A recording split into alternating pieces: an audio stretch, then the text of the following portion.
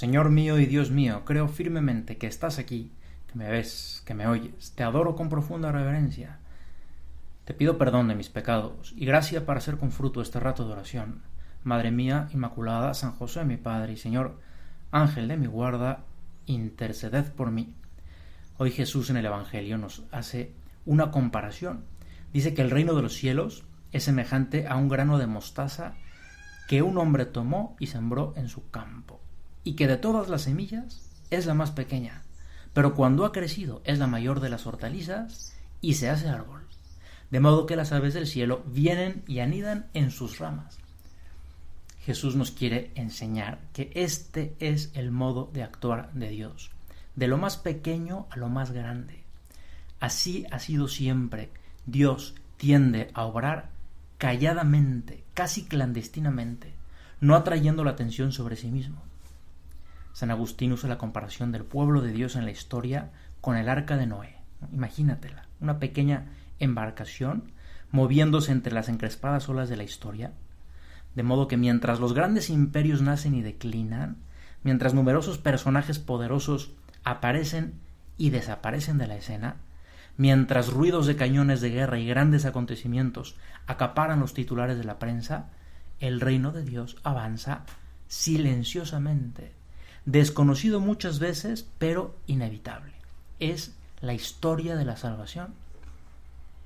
C.S. Lewis, escritor inglés, habla de este método de Dios del grano de mostaza al referirse a la encarnación del Verbo, el modo en que Dios entra en el mundo como un niño desconocido de un pueblo desconocido, de una región perdida del Imperio Romano, todo insignificante, y es el Hijo de Dios que viene a hacer nuevas todas las cosas. Es una manera de decir del modo como Dios redime el mundo. Fíjate cómo Dios, al que esperaban una llegada triunfal, entró al mundo en la sencillez, en el vientre primero y luego en los brazos de una doncella, de una mujer adolescente, de María. Pero este método divino no solo es una iniciativa de Dios en la redención, sino que también lo es en la extensión de ese reino. Porque así ha querido Dios actuar en la Iglesia a lo largo de estos 2000 años. Fíjate cómo se ha establecido el cristianismo, primero en Europa y luego en el resto del mundo. Bueno, pues San Pablo comienza a hacer unos viajes y lleva el anuncio del Evangelio desde Asia, donde comenzó, hasta Grecia, primer punto de Europa. Y ningún historiador reseñó sus viajes. San Pablo era un ciudadano anónimo, nadie le dio importancia a sus viajes, pero propiciaron la expansión del cristianismo por Europa y después por el resto del mundo. Pensemos en el pequeño puñado de personas que escucharon a San Pablo en el Areópago de Atenas, ¿te acuerdas? San Pablo habla y muchos se ríen de él. Te escucharemos en otra ocasión, le dicen, como diciéndole, no nos interesa lo que estás diciendo. Pero solo unos poquitos le dijeron, queremos escucharte otra vez. Y esos pocos fueron los primeros que llevaron la fe a Europa. ¿Y cómo llegó la fe a América? Pues con el movimiento franciscano, que lleva más de 800 años y ha recorrido el mundo entero y que llegó hasta nosotros de manera tan especial en la evangelización de hace 500 años. Comenzó con un muchacho que escuchó la voz de Dios desde el crucifijo que le decía, Francisco, reconstruye mi iglesia que se está cayendo.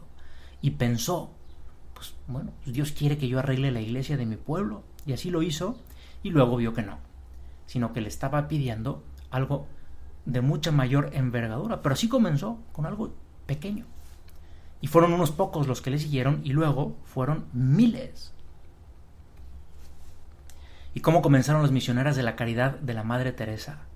Pues una monja joven en Calcuta que escucha la voz de Jesús y empieza a trabajar en la ciudad más pobre, en el barrio más pobre, y de esa pequeñísima semilla ella decide no recibir nada de dinero ni de soporte institucional, nada de nada. Y así comenzó y se abrió camino esta obra de misericordia. ¿Y cómo se hizo la evangelización de África? Pues el detonante fue el martirio de un muchacho martirizado vivo por no renunciar a su fe. Y así se hizo la iglesia en África llena de vitalidad. Pongamos también a San José María. Después de una nevada, José María salió de casa y descubrió estampadas en la nieve las huellas de unos pies descalzos. Aquello le turbó. ¿De quién serían? Comenzó a seguirlas. Y por fin, a cierta distancia, reconoció la figura de un carmelita que volvía a su convento. Aquellos pies descalzos eran una obra de amor de Dios. Probablemente hubo más gente aquel día que vio las huellas, pero ni cuenta. En cambio, para San José María, para aquel adolescente, fueron un encuentro definitivo con la realidad de su vida, y le sacaron de sus deseos y proyectos personales, y lo pusieron frente a una pregunta decisiva. Si otros hacen tantos sacrificios por Dios y por el prójimo, ¿no voy a ser yo capaz de ofrecerle algo? Luego vino el Opus Dei, cuando él era apenas un padrecito recién ordenado. ¿Y recuerdas el recuento que hacía al comenzar? Tenía yo, decía, 26 años, la gracia de Dios y buen humor, y nada más, nada más. Pues este es el sistema que tiene Dios de comenzar, de un modo pequeño. Es el método del grano de mostaza. Silencioso, chiquito, a base de fidelidad en la respuesta de sus criaturas, no de posición en el mundo, no de influencia o de poder, ni siquiera de especiales cualidades humanas. Todas esas cosas Dios no las necesita. Porque si no, bueno, al menos yo no estaría aquí dándote la meditación, habría otros. Pero el Señor quiere actuar así y quiere que tengamos esa fe y esa confianza. Es verdad, a veces vemos el mundo y los males que lo aquejan y tantas injusticias y abusos e indiferencia religiosa, y podemos pensar, tú y yo podemos pensar, bueno, pues ¿yo qué puedo hacer? Yo te sugiero que no te lo preguntes a ti solo, a ti sola. Pregúntale al Señor: Jesús, ¿yo qué puedo hacer? Y Jesús te irá dando sugerencias en tu oración, a modo de inspiraciones y luces en el alma, ya verás. Pero sobre todo no se trata de que te fijes tanto en lo que haces, sino de que plantes la semilla.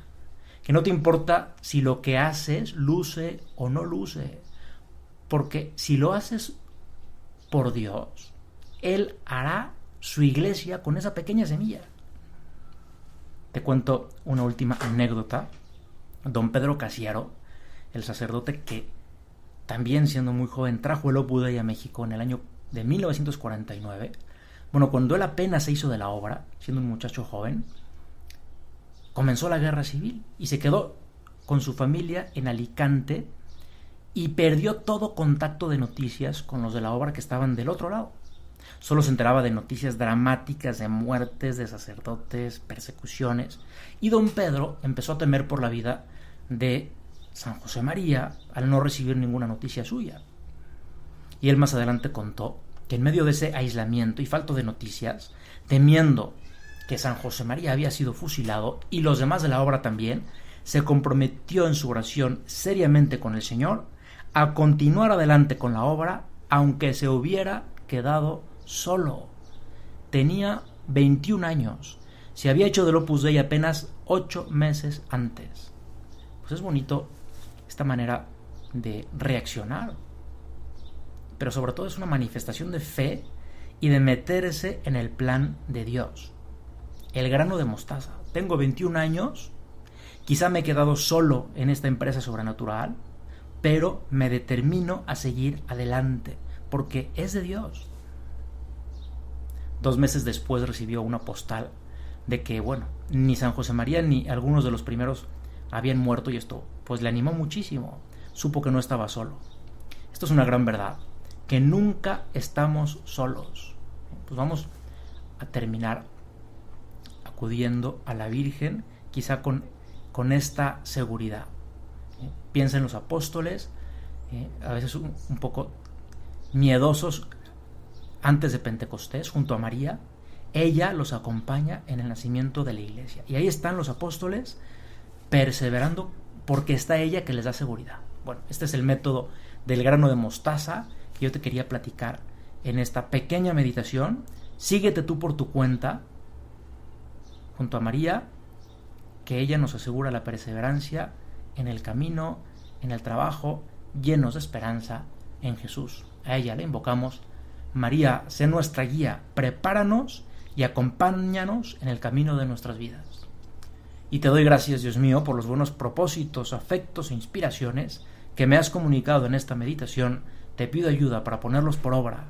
Madre mía Inmaculada, San José mi Padre y Señor, Ángel de mi guarda, intercedan por mí.